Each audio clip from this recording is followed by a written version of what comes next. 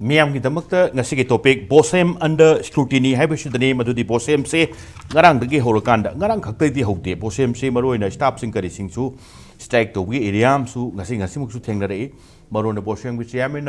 Kobiba press briefing press conference aba yaw chluba khoi gi pawmina tambasi hanana Bosem gi building se changdringai da Bosem gi campus manungda strike to boy staff sing na pen down strike ni madudi kari no harakanda Bosem gi moi gi lady pibam si pen da bagi strike am su leire aduga maroina phong sabu haraka desamna masana masabu ai question semba da yawba natragana question semba singa yam naknaba mari leiba misak ni hairaga satra sing kari singda adumaina hairaga lakataba exam singi kari singi maroina question set to wa hairakpa kanseida piriba magi keno se keno harakanda piningiba magi paujen se keno apa paujen dina to ai question du ai semba da yawu mi sing naknaba adordi question haidorake ka haibagi area adwai gi potuni adwai du dani maroina desamna muk changthal akanda he sigum mim thengnare na phara kanda police ta sinarakpa police ta sinabam tokpoto sinarakpani makha tawa investigation mathau tani haibani aduga tawdabu maroina ngasigi press briefing da chairman site thambibase hairiba masana masabu question set tawbuni haibanu pa se अखोई का करीम तद मरी लेंदे अदुना बोसेम की मैके इदेशु inquiry मागी मथक्ता चथगनी हाइबगी वाफम हम थंबिरे लाइदी मरी लेनेबा लेनदबा सि कइन लेप्तोरी नो हाइबगी वाफम लाए मरोइना अखोइना हुजि पोक्ता फंगबा पाउदा हाइरिबा क्वेश्चन सेटर नि हाइजरिबा मसाना मसाउ क्वेश्चन सेटर नि हाइबा सिंग हाइरिबसे बोसेम की मरुइबा थौबुबिरिबा चेयरमैन की करिगी साइट तगी मीटिंग मपान की स्टेट सिंगदा पांगथोकपा मीटिंग सिंग करी सिंग एनईपी का मरी लेनबा सीबीएसई की मरी लेनबा बोसेम की मरी लेनबा स्वाई मीटिंग स्टेट यावबा यावरकपा करिम कांदा फोटो भौदा फोटो का नंबर से तुम पब्लिकली है बताए पब्लिकली लोई उबा अदोरदी नंगनबा मरी मती लेब्रा नंगनबा मरी म लेबदुना मरम मोरकांदा मनुंग की करी सिंग लोइना खंगबनिना मसाना मसाबु क्वेश्चन सेट तोबनी हाइन साना होनरकपदसु मंगोंदा मसाक मथुम मयामा लेरबरा मसाक मथुम मयामा फंगलबरा मीनसु बाने हारकपदा थाजनबगी मौंगमा पीरबरा बोसेम न सिनि लाई वांगते अदुरा स्वाइ द कुपना खना जनब तंजाने लोनना हुजिक पकोइन लेंजन बिरब गेस सिंग से आइगी येट इथंग थंगना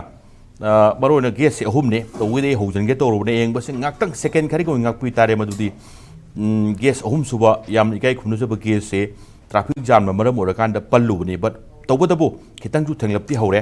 नंगनबा आइगी याम पसे सा लाउ चंगहन बिरे अदुना स्टूडियो मनुंग थुंगमिना हुजे आई कालगा चचर रोइगे आइगी एरि थंग थंगना हुजु फंबिरिबा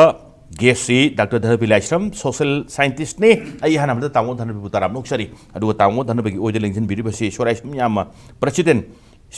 socialist student union of Manipur ने SSUM अटेन बद हायरगा आई याइम बुसु तराम नोक्सरी अदुगा याइम की ओइदा आइगे हियत थंगना फमिने जरिबसे लाइश्रम जॉय खुमन प्रेसिडेंट AMRPSWA ने खरा सांगबनिना मसिमदंगी आई सिंफा पुबदी पुदमते होने हायरगा सोयरगा टोक सोक 10% थमजरगे जाजो एदुम पेनबी गोजा आई जाजो सुतराम नोक्सरी यान हनबसे छात्र संस्थान से छात्र संघी स्टूडेंट कम्युनिटी की याइफन वेलफेयर की दमत खनबा वेलफेयर की दमत कोंजेल थोकपा अदुगुम्बो ओइबनिना ngasiगी लेंजन वीडियो गेसिंगदगी मनुंगसिदगी इहान हाना खनगत चरपसे याइ मद लाक्चगे तवदबु इहान हाना येंगबिनो पुनम पु सरसना छनमन इंपैक्ट न्यूज की मनुंगदा तराम नोक्चरी याइमा मोरोन हुजिक लेरिबा बोर्ड की बोसेम की हाइतारे को बोसेम से SSUM बिदी अहान बद तसेंगबमक्ति स्ट्राइक की करी वाफम से लाक्ति लाकनिंगमने तवदु स्ट्राइक सिमक हेक मांग थारगदि चनिंगदबा आइन हाइना मांग थान चनिंगिसे क्वेश्चन सेट तवबदा यावबो मिसकनि हाइरपगी देसाम न थेंगनरगा फारक पॉपुलर सिनर कोई वाफम सु लामिना ngasi बक्सु चेयरमैन प्रेस ब्रीफिंग पिबिबनिना स्वाइगी एरिया सु लाक्ति लाक्चगे तवदु SSUM की साइट तगी पेन डाउन स्ट्राइक से लोइसल्लु हाइबगी खोजेलमति तारि ताग्रे अखोइन ngasi म फंगजब पाउदा SSUM social student union of Manipur की साइट तगी ngasi चीफ मिनिस्टर उनरक होनरकपा मेमोरेंडम पिसलिदी मरोना इरांग मसिगी वाथोक सिंचे थुन लोइसल्लु सतत छात्र सिंह करी सिंह बोसेम से छात्र सिंह याम मरी नब बरोना परीक्षा नखलप कांददी खरे हेना याम लुम लौबा मरी दुनी तना थानब यादबा अदुरना पेन डाउन स्ट्राइक तोबा बोसेम से फजना मथौ मुंगम पांगथोकत्रगदी छात्र की मागी एग्जाम की करी की लेदुरब कैलेंडर में हमसे काइथरखनी है खोंजन थोबने यान हनबदा याइमा मरोइना बोसेम से ओवरऑल कमाई उबिगे सिनी सम सम दा अमता चंगबिरो बोसेम एज होल कमाई उबिगे अदुना बोसेम एसएसयूएम साइड की खरा भोकल और पचंत के मतंग ता मरम करिगिनो सिनी या प्लीज अहन वक्त दा इंपैक्ट टीवी अमदी लिंक्सिन बिबो जानी मु पुसुई काय खुन बुचरी मरोइना बोसेम से गी अखोइना चंगसलक पसिगी मरम से हाइद्रिंगै दा हाना अखोइना बोसेम से अखोइना कमाई तौदन मियेंग चंगखिबनो हाइबगी समलप वारी मचाम ख अखोइ तमजगे 2020 ग 2 लोइरमदाय अदवाय वाइदा एडेट की ओजा अमखकना मासे नंबुल दगिनी कोचिंग सेंटर सु हांगबा अदुगा छात्र सिंह से क्वेश्चन पीदोइनी क्वेश्चन सेंबा यावी एग्जामिनर ने हाइदना माना दुमाइना संदोकान द छात्र सिंह से मयाम खोमगा पैसा से लौबगी थबक अमक अखोइदे थेंगनरे मतम दुदैदुदा अखोइना ओजा से उनरकांदा ओजाना तौरिदो करिनो हाइना ngसाइगे अखोइना ओजादुगा वारी सानरे मागी असोइदो मा मसाना येजे मतम दुदगी हौरकांदा अखोइना हाइरिबा असिगुंबा मसाना मसाबु एग्जामिनर ने क्वेश्चन सेटर ने हाइरकांदा बोर्ड की चे येंबा याहुरिबा ओजा सिंगी मथक सिदैसिदा अखोइना सिगुंबा ओजा खरा लई अदुना हाइरिबा ओजा सिंग सिगी मथकता बोसेमना अकनबा मियेंग चंगबियु मखोइगी मथकता एग्जामिनर ओइबा तोनबियु हाइदना अखोइ डिसेंबर की अदवाइदु दैदिदा अखोइ बोर्डता हानगी सेक्रेटरी मिंग बदलुस यानी अदु मेर दोलोना फम पुरंबा मामान तोरंबदुने मथौता अदुमाइना इंडिविजुअली टारगेट तौदु प्लीज अदुमाइना अखोइना थाजन जगिबा मतमदा ओजा सिंगी ममिंग मथा लिस्ट का यार कना अखोइ पुना थाजन जगी मतमदु दैदुदा हाइरिबा एग्जामिनर सिंगदु बोसेम की साइड तगी एग्जामिनर ओहन बतोनगी अदुगा केनो तौबुसु याहनगी दे अदुगुंबा सिंगदुदगी हौरकांदा अखोइना ओजा सिंगदु ममिंग मथागा पल्लगा एसुमाइना तौबुदुदी ह्यूमिलेट तौबुनेदना अखोइना खंजबा हाइबा तारे अदुगी मतमदुदगी हौना अखोइना बोसेम सिदैसिदा मियेंग चंगबा हौरे करिगिनो हारकांदा मतमदुदैदा अखोइना ngसाइगी अखोइगी कोचिंग सेंटर तौबसिंगसे असिदसु मोगी छात्र हेन लाकनबा हाइदना मोगी ओजादुगी ममिंग इरकांदा दुई मखादुदैदा एग्जामिनर बोसेम गाइदना थाबा अदुगुबसु याम थेंगनरे अदुदैदा अखोइना हजिकी कोचिंग की केनोसिंगदो कौरकांदा उनरकांदा ओजा होइना तौबिरिसे करि मरमगिनो हाइदना अदुमाइना तौखिबा स्टेप 2 दगी हौरकांदा टिल ngasi फावबुदी अदुगुंबा कोचिंग सेंटर अनौबा हांगदोरपा मतमदा बोसेम एग्जामिनर ग थाबसे मतमदुदगी हौरकांदा लौथोखि हाइतारे मोय मसाना मसाबु अदुमाइना ngसाइगी अखोइना लाकपा मतम सिदैसिदा बोसेम से यामना सेंगबा ngसाइगी थाजबा लैबा अदुगुंबा मफम यामना सेंगबा लाइसंग अमखकनि अखोइना खंजै अदु खंजबदुना मरम ओरकांदा सोइबा मयाम सिंगजे अखोइना मिसक ममिंग हाइद्रगसु ngसाइगी अखोइना ओजा सिंगी सिनफम से काय खुनबदु उच्चरकांदा महैरोइ सिंगसे अचुंबा लंबी अमदा पुबियु हाइदना खंजरकांदा सिगुंबा सोइबसे लेरे सुमाइना सी ओरगदे अखोइ खुनाइजे सोइदना मांगनी अदुना सिम सेमदोपि होयना अखोइ याम कन अप्रोच तौजे अदुमाइना सुम मखा चथरक ओइना अखोइना सुम ngसाइगी हौजिकी बोसेम सी महैरोइ सिंगी दमक्तदी लाइबक लेपकदोरिनी लाइबक लेपकदौबा अदुगुंबा इंस्टीट्यूशन अमदा असिगुंबा चरांगनबा अमा लैबसे मसी याम लाइबक थिबनी अदुगा ngसाइगी मसीगी मतंग से लोइशननबसु अखोइ अप्रोच तौजग्रे मरि लैनबसिंग अदुगा एजुकेशन मिनिस्टर लोइ अखोइना मोवारी सजग्रे हाइबताइ अदुना बोसेम सी ngसाइगी सेंदाल लंबी ओइना ngसाइगी ओजा खरना हाइबताइ मसाना मसाबु चेमिंग नगनबनी नत्रगा कंट्रोलर गनबनी नत्रगा एग्जामिनर ओइबनी काइन हारगा मसादा पोंगजबम यावजरकांदा महैरोइ सिंग सिदैसिदा कमाइन तौगे हागना एग्जाम मया से सिगुंबा अखोइगी डिसेंबर टू फेब्रुआरी फावु सिदैसिदा school private school some private school खरा हाइजबनी लोइना तौरंगनी हाइबद नचदे अदुदैदा छात्र मयाम सिंग से बोर्डिंग द पुलप कौशल्य हारकांदा अखोइ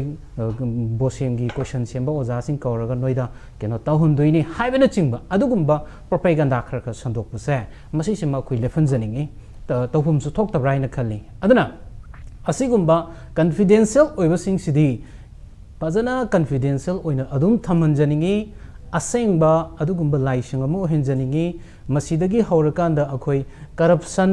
अदुगा ngसाइगी अखोइगी ओइदबा ngangbagi अखोइगी हाइनबिसे masi tamna lakadra haibase masi chuma ko yam sing adoi duma yam pujare yam marona bus coming back hujik leriba scenario ngarang de horokan question set tawjabani haiba masana masabu aduguma miyo farak se police de sinagre makha taba investigation joy leine kali to botabu hujik phauda adoi du yam kumna changudrasu Bosem gi maikei degi Bosem gi maro ba thau poriba singna lip ama pitho uba satmin naruba sam nai kanda photo mayama namina dana khotna official oiba even meeting da kai yahuluba sina maram orakanda masana masabu question set to boni ena haija doru mi se mongonda gun gar di chen bam chang di changim ne property kara so adugi quality adugi property tuma Bosem gi site gi haptu una maram orakanda mazu khudong chaw loro pani ena hairak pai tanjam lai hojikti nganangi tholok na maram orakanda swai si yami site kamai obligation Oza masi seng na haragadi masagi opportunities ni haibatai. Okay. Haibadi oza ma oibagi aron ba ngakadabu sa masi masana ngaktabani maramdi madu mado sendong thibani haidana akoina lawrudabagi maram leite. Maramdi oza mana question ju semsanu akoi ikai khunuzarba oza suma soidan question sembiramgani question question semi haraga chauthoksaga dorisi kadai waidano Mana question seme chumna ma masa chumna semjo ko shukai de tabu coaching center khudimapta ai question sembani aina larik ta agadi noi ma asuk phangadoini question asu hanghalakadoini ka haibna chingbusa masi sengna ta akoina khanjaba taragadi oza oibagi sinphom sa masi sendong na he li haidana lumna khanbagi mami chawna ta asigumba oza oibagi sinphom haibasidi dedication tawgadoini modification of behavior oigadoini satra sing se phatana lagasu afaba lambi amada pubigadorini asigumba ozagi sinpam yamna luraba ozagi sinpam sidai sida asigumba ma masana masabu opportunities oina lawdaba yaroi sidi ozagi maikhum kupane aidana khoina lawrudabagi maram leite asigumba ozagi maikhum kupasing sina khunai sigi akhoi mahairoi sing sa masi nakan namurum da purabra haidana akhoi haujikti achobu wahang ama oire question leak oibagi matang se tasing na haragadi ozana question leak oibu mukti oidi huji phokti ado area du laksage lakpadi marabdi laidi question setter ne haraka tu se manga sai ki ningba thungana ba demand ama sai demand si ihana supply leidoi mi ko supply line se le rakanda demand ni line achobu ma form tawdoi ne ba tawroi technique ti sam da rakanda daiti question phangalo question piru haragadi swaida piba ngamdabam su honarakpa adoi area du dani leak ana kwai nungai taba satra singda ma pa singda kwai ninganaba area am lakadoi se yaima ahan barong gi damta thank you tawbudabo aina mathang rong lakchaduna sem sar le bitai madudi Bosem ga nakna sanba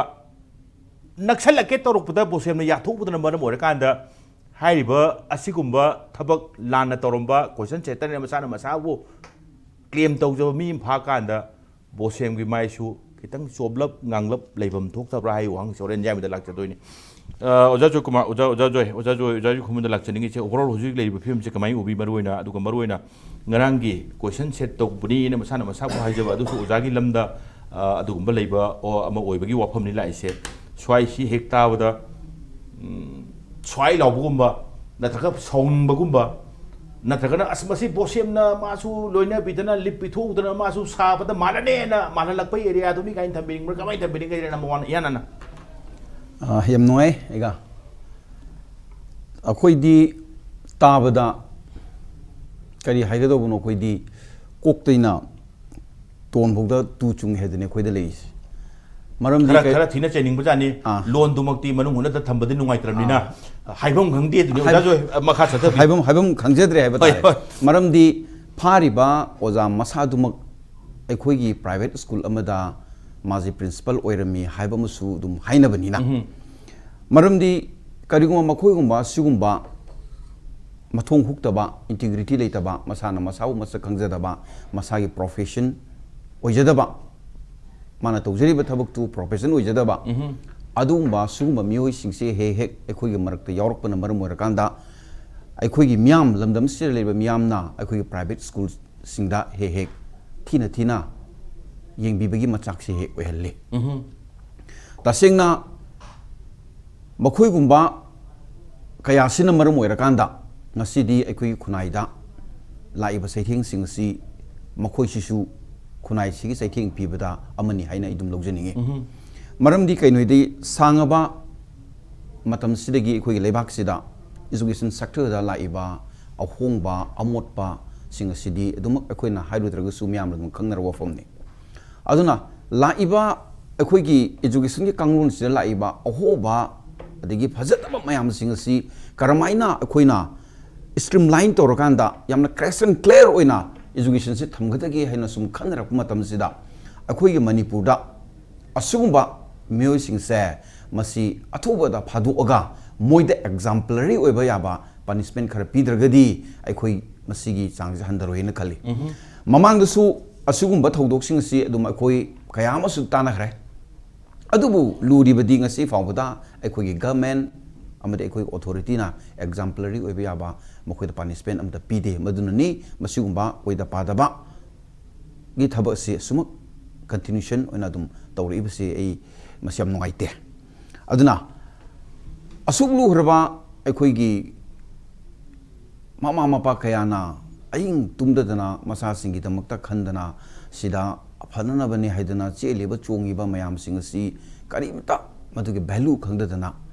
mana masagi opportunity amkhaki masagi oijaba khara phanana bagi damakta mana lana masana masabu lamjing jara kanda aikhoigi khunai sigi tungi umbi oigadori ba angang singda lanba lambi ma amadi madu minamaga tawnu thabak se madugi punishment madu sebi ba pun soidan maki mondo work amadi soina lakani hina khale adan masigumba thodok sing si aina aigi association gi behalf in haijening masi masigumba thodok se matung tan anirak suna thoktana ba aikhoigi manipur gi miamna section mai profession da lady basing sina section hona biu haibasi matang su ai mayam da ai appeal tawjarum ge loinana aikoi mamangda ai ngasai ai nau yamena haibi khibada adum haibi khi tonga tonga school singna magi school dubu phai haina na bagi damak amadi school du gi dagi position lona na ba hotna bada karai da karam oja sing afhab leidi kari da mari leina ba karam ba oja sing leidi haibase khoiren masa pai badong dum thina ba ngakta ni even the parents bulu dum thi ma hairiba coaching the pirak pa suggestions na metric parikha do or any 12 exam do oskara chanai ad masi coaching sira masi takpi tambi bo oja sina ta agadi hena haying metric exam gi hangpa question da masi chanai khonai kaina masi bhamna sanara kanda pungdong da tongnaba kayam sudum leitabanati maramdi yam luri badi matang sida aikoi gi syllabus ngasi aikoina metric thabad sinariba class 10 tabi angang gi syllabus se last 10-20 nearly 15 years se akoi sunghong dana laba syllabus ama khakne aduna high ba syllabus se question je hangningai litrabani ega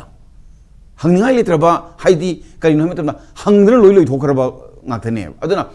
kana gumba khara khajik lek tu thoroughly fajana ningthina khangba oja ama kana piba suggestion se adum sanagane adu kan kadingma kanda haiba chanari poto adum kana gumana es madi mana piba suggestion di chanai smaji question saturni smaji question satur oye kaina hajil da kanda tongan ba adum tongna busu yawi adubu yam luri badi haukiba sahi kharasida ekoi thariba lamdamsi thokibi irang covid na pirakhiba saitheng amadi lebak sida tonga thokiba thogdo wa thokna maram moirakanda aikhoigi metric ki amadi 12 ki exam si khara komdana badongna dum lakre mamangda question leak oibagi wafum adum thoki madu adum akhoi su adum hairakhi mayamna adum yenghalli adum question je sab sana adum lakhebzu dum yawi madumna aikhoina hek direct hek phadana direct tawdana lay oibadi natabadina akhoi madri sana bo eramgani ai ngasa haijabado sahi tana kun sindana la aba syllabus nina any oza amana suggestion pi base adumak mana ko suggestion tara pi bimda suggestion ani hum dum sana ba yawe anu madu mo oiramgani ka haina khalakanda akhoi adum leigi adubo ngasidi iphongna kana gum lamlan ba amakak board ki officials oidaba amakak na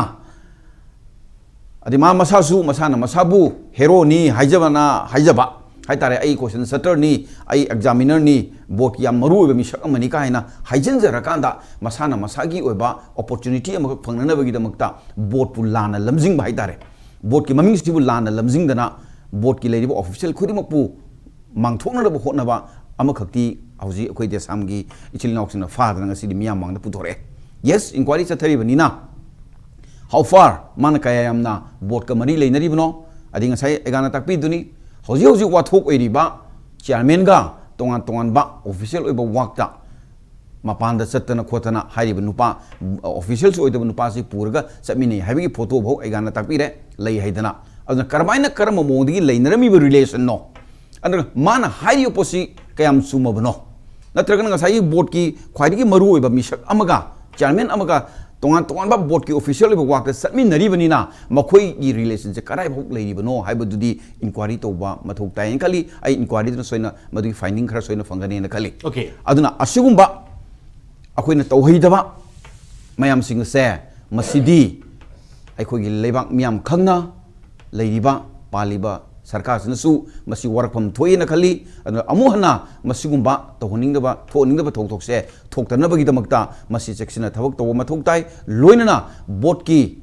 official sinasu asugumba mari leinadaba mi sing se board ke official oba thabakta masi sina ningde masina pharigai di phaba phalaktra matam dadi खुदिमक लोइना सेन थमिनै हाइबसे मसी मसंजु कौबिदना थबक तोहनिंगी अपामदु आई एसोसिएशन की साइड की थमजगे ओके थैंक यू तो वेति मरोन हेरो साजबा दुदा हेरो साबा याननब मचाक मथुम हाइतारे हेरो साबा याननब मचाक मथुम से ए दिमाग नंगनबनी साजद्रगा सी येंगो सी तौ आइगा चमिनबनी गाइना हाइदुबे मयामदुना हेरो सारकदोइनो दु हेरो सारा मचाक तु खरा फंगिबा पिथु बुदोंग तोगोमा यावरामिना मिटने येंगकपदति Bosem Sukaisu, the Yogoro Pim, some Narikanda, the Wazan Tambido, Morona, Kogi, and Osira some Chanara Posiku, Kosum Tare, but the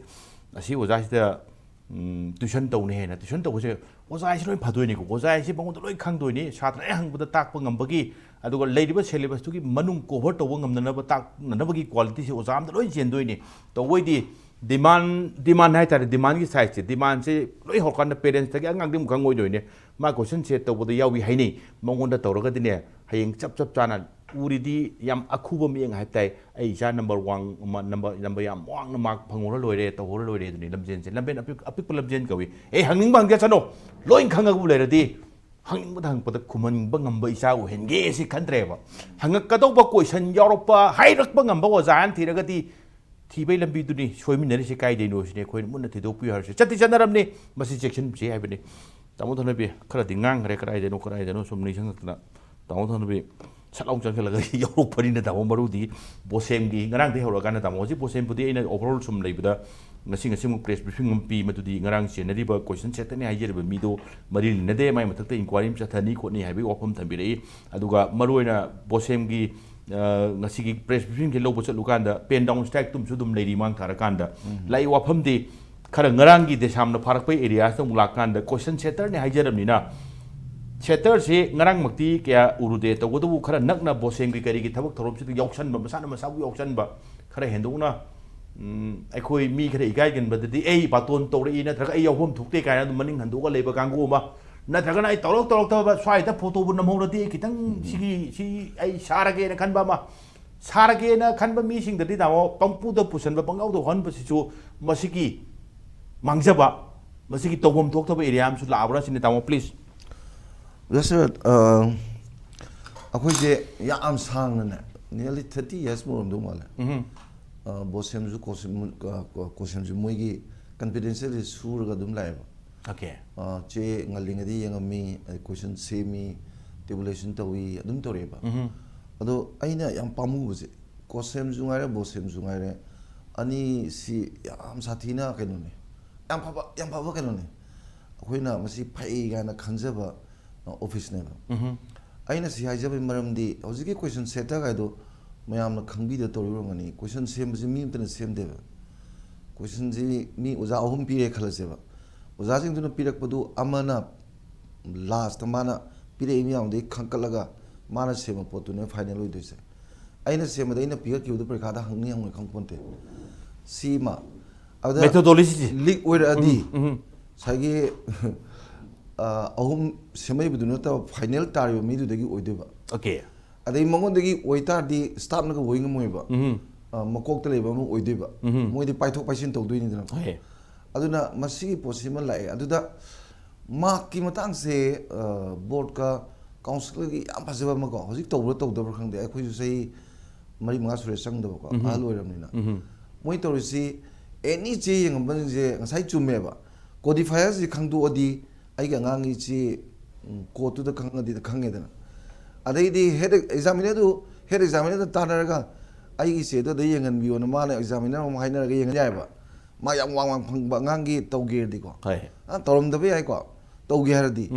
adamai toroga thagalak puse masida over marking under marking adum le bi ai ai di taruk phangbu ya ba ngang ji tarem khai pi ba dum ya aduga taret phangbu ya ba ngang ji taruk pi ba dum ya under marking over marking ji tawba ya ba intentionally tawuzine phatri ji okay sigi school jini yam pirage si school jina halage gaina tawba khang ma jan the mase thoina sinara di ko adugi gai lak pusi lamgani na khandana board su adegi kanu council ju bosem ju ko परिखाई दो कदम नक्सल लगांदा position Lepa मा याम फंग मंगांग से 50 मुक्सी मोय खंकल लगा आन retire तो रबा mission मिखाई नाइजदा बा साधु में याम लेबा मोय लोयेंग लेबा मदे दम नुआरे आइदि ओजा मामा पा नि खांगिम नि को आई साहन दो पोजिशन लेपा कनी गायना अने 4 दे लाख पगुम्बा 5 त लाख मदे 1 दे लाख पगुम तो बसिदा सेन चारे गायना हाइना जम यावने अदुमक्ति नत्ते अखोइना खंगजबदा को अदुदा यामना मतौ मानदनने अखोइगी मार्क्सी सियामेना रिडक्शन तौबगी केस अमा 2018 द लेबो 2018 जिदा इंक्वायरी कमिटी सेमे सी इंक्वायरी कमिटी जी मोय अहुमना साबने से खुदम मोयना फास्ट तागदा बंगांग दु फोर्थ त लेगिबुगुम्बा एक्जेक्ट कावरे इज अदा आरटीआई तरोखिबा अदे खंगना रखरेबा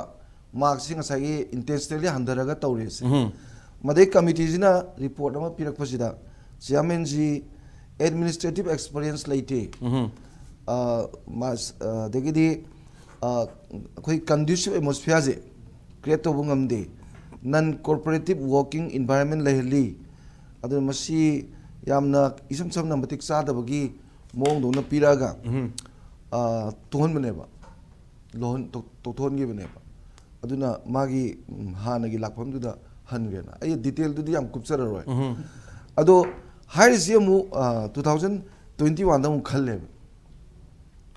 2021 दा मु खल्ले अदगिदि केतौरे मु सिगिसि 2024 नवंबर के 10 दा लोइदोबा अदा बोर्ड की जी मोइ 60 ने मोइगे सुपर इनोवेशन जे हाय मतम दुदा मा 62 ने बा लेजे अदगिदि अमेंडमेंट नमु तौरे Secondary Education Act 1972 से amendment तौरगा सही हुमंगा मुक सांगतुए को अदा सिदा यामना कोइना नुआइट्रिसिदी आइना थमजनिंगदी स्टाफ ना याद्रबा अथॉरिटी जे लहन बहुनदी मरमदी सो तावद्रो स्ट्राइक त लाकांदने पेन डाउन स्ट्राइक सी पेन डाउन स्ट्राइक तौरिबा देगी सी यानिंग द तौरिनिदन सिरिन प्रोटेस्ट तौरिबा पेन डाउन स्ट्राइक तौरिबा सी स्टाफ नि यानिंग द्रमनेबा अदा मागी एनी ऑर्गेनाइजेशन जी पिरामिड मॉडल ने बको मकोक तु अमा खतने बलाइसे अरे सम याम धरक तो ने स्टाफ से सिगी पिरामिड मॉडल से ले मागी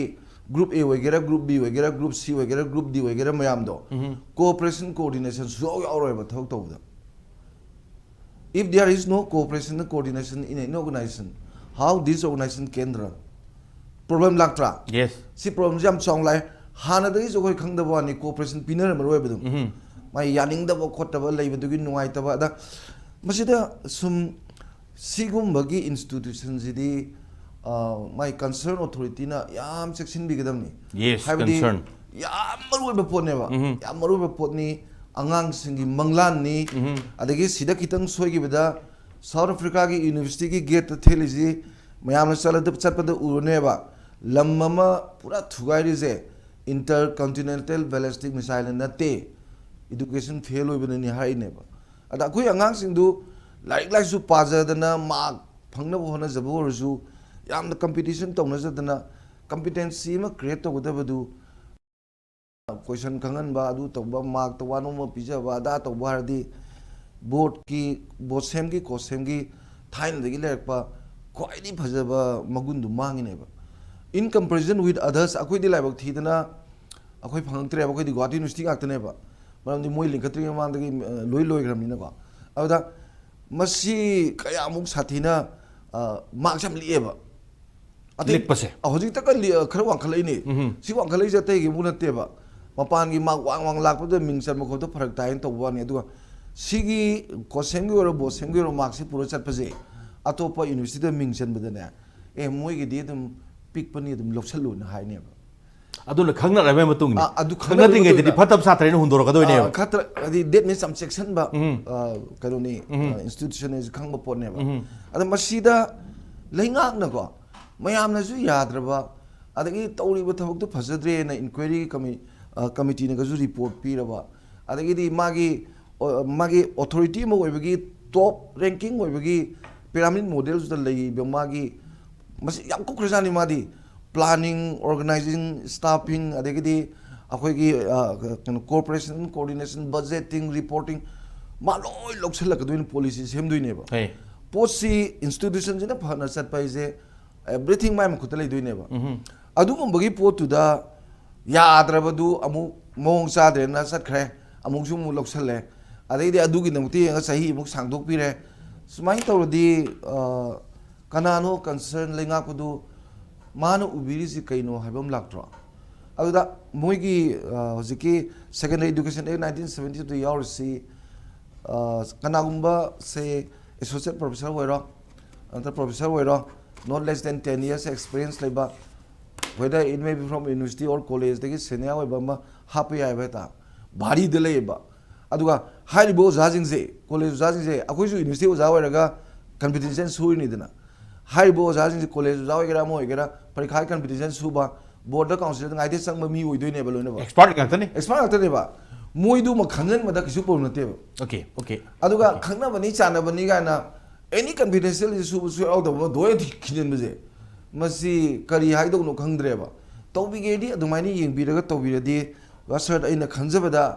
yam phane khale ba adu staff ne ya da ba si ek protest to ba hora di masana dum tok tok ka da bune adagi di sahi su November ki 10 da lore se matam ma sahi hum print su re aseng bar ki matung na di 60 ki bokta ne ba ko hoji ko de amendment so secondary education ek do amendment to kan da yana na ba to san ge na ma adu mo de leiba male yes adu ai ki ko adu mo honari do adu ai bo go no honari do su hona ba yam kan ban ma male hona ba thok to ba de hen hona ba male adu ga maru ina sang ki ba kan da staff mayam ma ya da ba se morom da imung da mangon da si thabak se sinano mangon da sinare de koi thabam da yaro ina na haw ba yam sing na ho lang ba he ho ma khon thok do imung ya na moina tabi drati madu ai du ade uja amana mai do wande amana hoji mayam na habiri do hoji December calendar ta ti yong bo ngasi problem le ba mi ji mo ji yaw ne ba ada Sikkim da ne notice ki any ki 2020 workshop ta ne yaw do official na te adegi keno su na te ado yaw re ngasi na wa tho mo mu re adu di ngarangi da senari se sai de khoi ma ngang na rei se hoi Manung da mari le na ba